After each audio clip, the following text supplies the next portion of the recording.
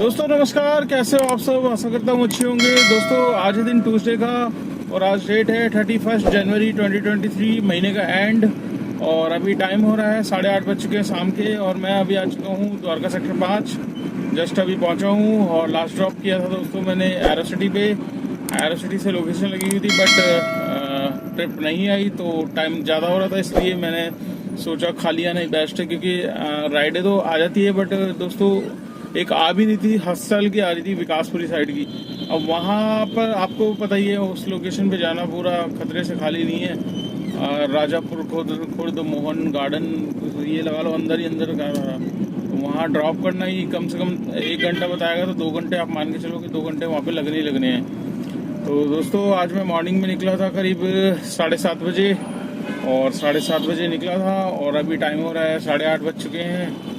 तो तकरीबन आज 12 घंटे से भी ऊपर हो गया है। तो सुबह मॉर्निंग में जब मैं निकला था तो मेरे पास बुकिंग आ गई थी एयरपोर्ट की। तो एयरपोर्ट की बुकिंग दोस्तों हम ले तो लेते हैं, पर सुबह और दिन में कभी भी दिन में या सुबह बिल्कुल बेकार होता है एयरपोर्ट साइड जाना। एयरपोर्ट पे ड्रॉप करके आपको वहाँ से खाली आना पड़ता है, वापस महिपालपुर पे लगाओ गाड़ी, फिर वहाँ से फिर दोबारा के एयरपोर्ट्स की बस्ती है। तो एक तो सबसे बड़ी बात है फेयर बिल्कुल कम मिलता है, और फिर वहाँ पर इतनी गाड़ियाँ खड़ी रहती है, बुकिंग वगैरह आती नहीं है। तो इसकी वजह से क्या है कि सुबह मैंने ले तो ली टर्मिनल 2 की, और दूर से बुकिंग आई थी राजापुरी से।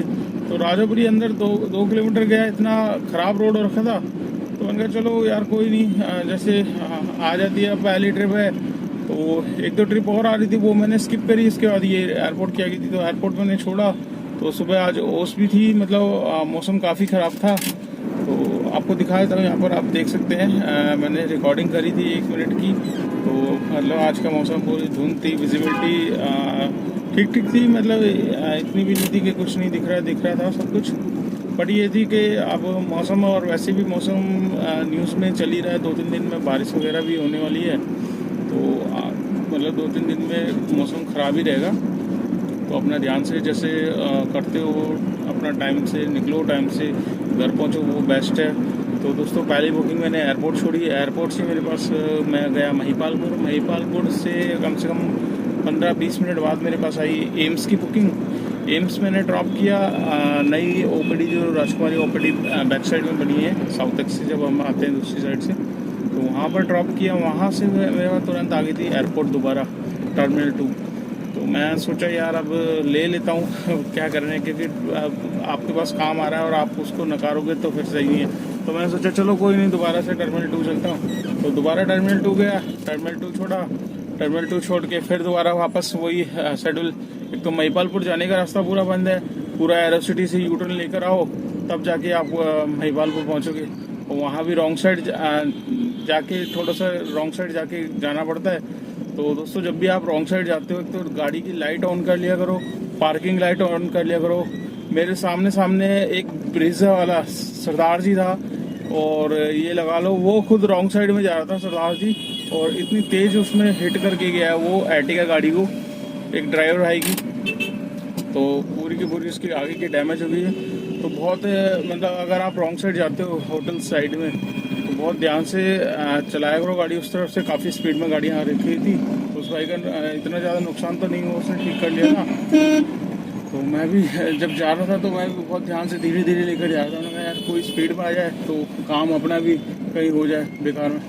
तो महिपालपुर फिर दोबारा से पहुंचा मैं, और दोबारा मेरे पास जो बुकिंग आई थी आपकी आ गई थी चाणक्यपुरी की, US एम्बेसी की थी चाणक्यपुरी की।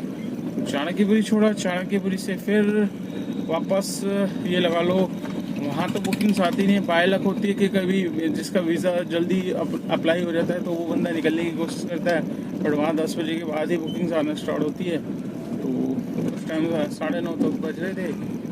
तो मैं फिर धीरे धीरे सरोजनी नगर होता हुआ आपका सफदरजंग पहुँचा नहीं था, एम्स की तरफ से होता हुआ मैं जैसे ही एम्स के गेट नंबर 2 पे पहुँचा, मैं आगे यूसुफ सराय वाला, वहाँ से मेरे पास बुकिंग आ गई थी आपका गौतम नगर से सीधा गुड़गांव सेक्टर 32। तो दोस्तों वहाँ से मेरे पास गुड़गांव सेक्टर 32 की बुकिंग्स आ गई थी गौतम नगर से। तो वहाँ से पिकअप लिया, 1.25 घंटे में मैंने चारसा रोड पे छोड़ा, फिर वहीं मैंने लोकल 3-4 बुकिंग करी छोटी छोटी आपका। हाँ, वहीं से बुकिंग आ गई थी सेक्टर 43 की। सेक्टर 43 छोड़ा, उसके बाद मेरे पास आ गई सीधा सेक्टर 24 आपका साइबर सिटी के पास की। साइबर सिटी छोड़ के फिर मैं आ गया था यू ब्लॉक से मैंने लोकेशन डाली थी। तो मैंने कहा वहाँ पर आपको पता ही है गुड़गांव में टाइम ख़राब करने से बढ़िया है कि लोकेशन लगा लो। तो मैं हर भाई को बोलता हूँ, जो भी भाई नए हैं इस लाइन में, गुड़गांव जाते हैं चाहे नोएडा जाते हैं, एक टाइमिंग होता है सुबह का। आज भी मेरे पास एक भाई का फ़ोन आया था और उसने डिज़ायर ली थी। तो नया भाई था, वो पूछ रहा था भैया सेक्टर 62 पे खड़ा हूँ मैं, 1 घंटा हो चुका है, तो लोकेशन वाली जगह बता दो कहाँ से आती है। तो मैंने उनको गाइड किया, तो आई होप उस भाई को बुकिंग्स मिल गई होगी। तो दोस्तों जब भी मतलब कोशिश करो कि एक जगह आधे घंटे से ज़्यादा रुको मत, चलते रहोगे तो आपको बुकिंग्स मिल जाएगी डेफिनेटली। ये मेरा अपना एक्सपीरियंस है, बाकी आप खुद समझदार हो, आपको खुद पता है, आप चलाते हो। तो दोस्तों वहाँ से मैंने ये लगा लो मेरे पास आ गई थी यू ब्लॉक से, जब मैं डाली थी लोकेशन सीधा एरो सिटी के मैंने उनको वर्ड मार्क 1 छोड़ा। वहाँ से मेरे पास सीधा बच गई थी महिपालपुर बाईपास से। तो जो वसंत कुंज वाले रास्ते पे जा रहा है वहाँ से पिकअप आया था, 60 मिनट का बताया, मुझे लगा नॉर्थ कैंपस का था, पर वो हिंदू कॉलेज की साइड का था, कमला मार्केट की तरफ का। तो उसको वहाँ पर ड्रॉप किया। वहाँ से फिर मेरे पास आ गई थी आपकी इधर कुंडली साइड की, मयूर विहार की। तो एक्चुअली लोकेशन डाली हुई होती है गाजियाबाद की, तो इसलिए वहाँ की इसने दे दी थी कुंडली पे मैंने उनको ड्रॉप किया। ड्रॉप करके फिर दोस्तों मेरे पास ये लगा लो, फिर मैंने लंच किया। लंच करने के बाद 1 घंटे तक मैंने मतलब आज थोड़ा सा वो आराम कर लिया था, आधे घंटे। तो तकरीबन 1 घंटा मेरा आज लंच में गया है। और 1 घंटे के बाद फिर मैंने CNG वगैरह डलवाई। CNG डलवाने के बाद फिर मैंने क्योंकि CNG मैं ऑलरेडी कल की यूज़ कर रहा था, तो वो ख़त्म हो गई थी मेरी।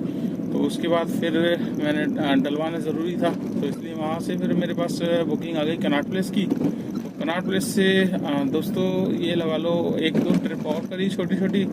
फिर उसके बाद सीधा अभी एरो सिटी लेकर आया हूँ, तो एरो सिटी ड्रॉप कर दिया है, तो ड्रॉप करके खाली जा रहा हूँ। तो दोस्तों आज हम बात करेंगे मतलब आज मैं आपसे जैसे कि आप जानते हो, कल मैंने एक पोस्ट डाला था कम्युनिटी में कि आपको बताया था कि ऊबर का एक नया मतलब ड्राइवर भाइयों के को एक तरीके से ये लगा लो बुरी खबर है। क्या है तो वो खबर मैं आपको ऑलरेडी दे चुका हूँ, बट उसमें क्या है कि काफ़ी भाई जानना चाह रहे हैं कि भैया ये तो शटल का ऑप्शन है। तो जो भी भाई चला रहे होंगे उन्होंने देखा होगा आपकी जो प्रेफरेंस राइड है यहाँ पर मैं दिखा देता हूँ। तो इस टाइप का शटल करके आ गया है ऑप्शन। तो ये शटल क्या है, शटल आपको खुद पता चल जाएगा। आप अपनी ऊबर की एप्लीकेशन जो राइड बुक करने वाली होती है उसे ओपन करोगे, तो जिस भी भाई के पास होगी तो उसमें आप किसी भी लोकेशन पे डाल के देखना। मैंने आपको दिखा दिया था, यहाँ पर आप देख सकते हैं फोटो। तो यहाँ पर ये शटल में साफ साफ लिखा हुआ है shuttle ride is share rides. और ये अभी आपका बसेस वगैरह में जो टेम्पो ट्रैवलर है उसमें यूज हो रही है।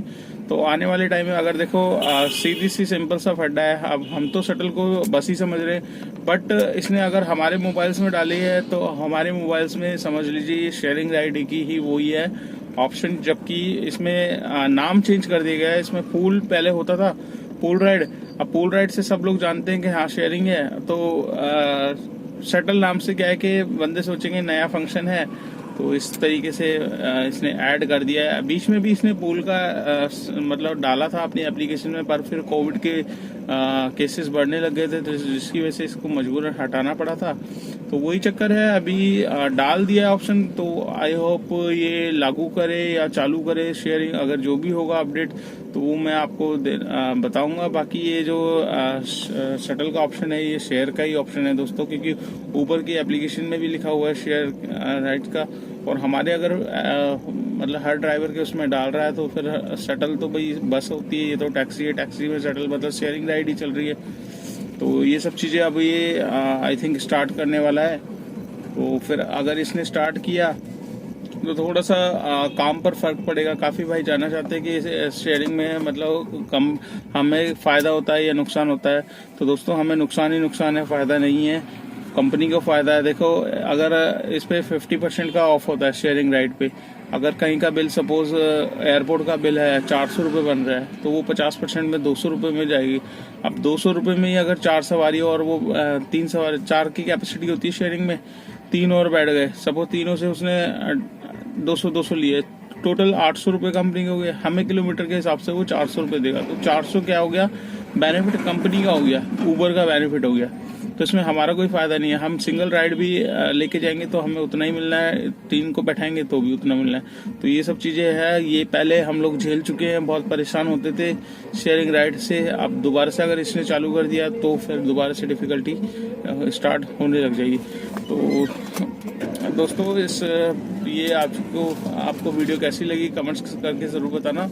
और अगर चैनल पे फर्स्ट टाइम तो चैनल को सब्सक्राइब कर लेना। और आज का मैं काम आपको बता देता हूँ। आज सुबह मैं निकला था 7:30 बजे, और जिसमें से काम है 1 घंटा लंच भी किया था, तो तकरीबन 12 घंटे का काम है। 12 घंटे का जितना भी काम होता है उतना मैं आपको बता देता हूँ। यहाँ पर आप देख सकते हैं 2130 रुपये का आज का मेरा काम है, और जिसमें मेरे को 2 टोल मिले हैं। एक हरियाणा का कल ऐड हो जाएगा और एक MCD का मिलेगा। तो 200 रुपये का टोल है, 2130 रुपये का काम है। तो इसमें जो CNG मैंने डलवाई थी वो 509 रुपये की डलवाई थी, बाकी मेरी कल की लगी हुई थी। तो तकरीबन दोस्तों 600 रुपये तक की मेरी CNG कंज्यूम हो चुकी है पूरी की पूरी। तो वो 2130 रुपये में से, क्योंकि 200 हम हटा लेंगे, 2300 रुपये का काम है, 2300 रुपये में से 200 टोल को हटा लेते हैं, टोल को अर्निंग में काउंट नहीं करते। तो 2100 में से 600 रुपये में हटा लेता हूँ, बचे 1500 रुपये। 1500 रुपये में से 200 रुपये गाड़ी की मेंटेनेंस, फिटनेस, परमिट, गाड़ी के टायर, इंश्योरेंस, पॉल्यूशन, ये सारी चीज़ें मैं इसमें ऐड करता हूँ। ठीक है, 200 रुपये पर डे के हटाता हूँ। तो 1500 रुपये में से 200 रुपये में हटा लेता हूँ, तो बचे 1300 रुपये। तो आज की दोस्तों नेट इनकम है 1300 रुपये। तो 1300 रुपये में मेरे को किसी को कुछ नहीं देना है, ये मेरी नेट प्रॉफिट है। और हाँ, इसमें अगर आपकी नई गाड़ी होगी तो इसमें से 500 रुपये आपको EMI के भी निकालने पड़ेंगे। तो लमसम जो मैं बोलता हूँ वही चीज़ होती है। बचा के आप 800 से 1000 के बीच में आप बचा लोगे, नई गाड़ी लेते हो तो। बस ये है कि नई गाड़ी लेने वालों को स्ट्रगल थोड़ा सा ज़्यादा करना पड़ता है, क्योंकि उनको EMI वगैरह भरनी पड़ती है। तो दोस्तों आज की ये वीडियो आपको कैसी लगी कमेंट्स करना। चैनल पे फर्स्ट टाइम तो चैनल को सब्सक्राइब कर लेना, बाकी दोस्तों के साथ शेयर भी कर देना। अगर आप मेरी वीडियो फेसबुक पेज पे देख रहे हो तो उसको भी फॉलो कर लो दोस्तों, उस पर भी थोड़ा प्यार दो। जितना आप वीडियो को शेयर करोगे, फॉलो करोगे, उतनी वीडियो मेरी आगे चलेगी और भाइयों के पास जाएगी, और भाइयों के पास पहुंचेगी जो जानना चाहते हैं ओला उबर में एक्चुअल में कितना काम है, ओला उबर में 12 घंटे में कितना काम होता है, 14 घंटे में कितना काम होता है, नाइट में कितना काम होता है, एर्टिगा से कितना काम हो जाता है, डिज़ायर से कितना काम हो जाता है, कौन सी गाड़ी लेना बेस्ट है आज की तारीख में, पुरानी गाड़ी ले, नई गाड़ी ले, या ओला उबर में चलाने के लिए ले, या फिक्स रूट पे लगाने के लिए। तो ये सारी की सारी वीडियो मैंने डाली हुई है डिस्क्रिप्शन में। तो आप डिस्क्रिप्शन बॉक्स में जाइए, लिंक वाइज वीडियो लगी हुई है, तो आप वहाँ भी चेकआउट कर सकते हैं। तो चलिए दोस्तों, इस ब्लॉग को कर लेते हैं यहीं पे एंड, और मिलते हैं कल आपसे नेक्स्ट डे नेक्स्ट रनिंग पे। तब तक के लिए बाय, और अपना ख्याल रखिएगा। मौसम खराब होने की सूचनाएं न्यूज़ आई चुकी है, जैसे कि आप जानते हैं, न्यूज़ में देख ही रहे होंगे। तो नाइट वाले ड्राइवर भाई जो भी चलाते हैं, अपना सेफली ड्राइव करना दोस्तों, क्योंकि आपके पीछे आपकी फैमिली है। चलिए मुलाकात करते हैं कल, तब तक के लिए बाय बाय, गुड नाइट।